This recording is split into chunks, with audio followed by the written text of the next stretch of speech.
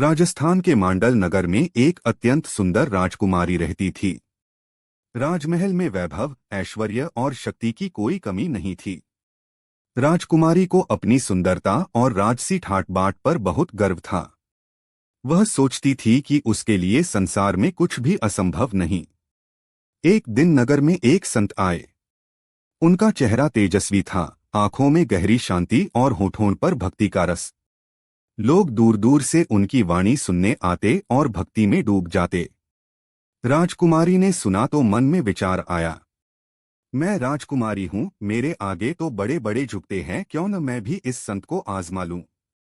देखो मेरी सुंदरता और गर्व के आगे इनका तप कितना टिकता है।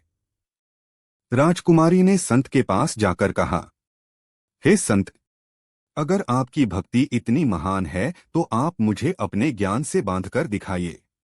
मैं राजकुमारी हूँ, मेरे आगे तो बड़े बड़े झुकते हैं।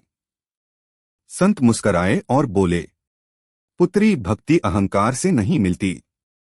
यह तो नम्रता, सेवा और आत्मसमर्पण से ही प्राप्त होती है। लेकिन राजकुमारी हठ पर अड़ी रही।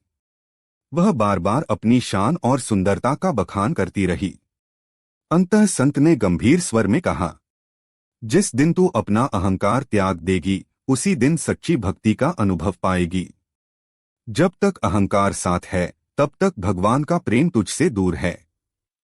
समय बीतता गया। एक दिन राजमहल पर भारी संकट आया। युद्ध में पराजय हुई और राजकुमारी का वैभव छिन गया।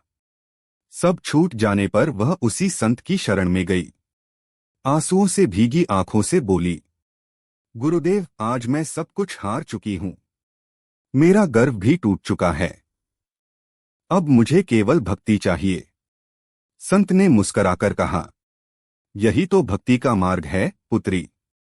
जब तक मैं है तब तक भगवान नहीं। जब मैं मिट जाता है तब ही प्रभु मिलते हैं। अहंकार हमें भगवान से दूर ले जाता है और नम्रता हमें उनके करीब। मुझे कमेंट बॉक्स में बताइए कि यह कथा कैसी लगी और चैनल को लाइक और सब्सक्राइब जरूर करें।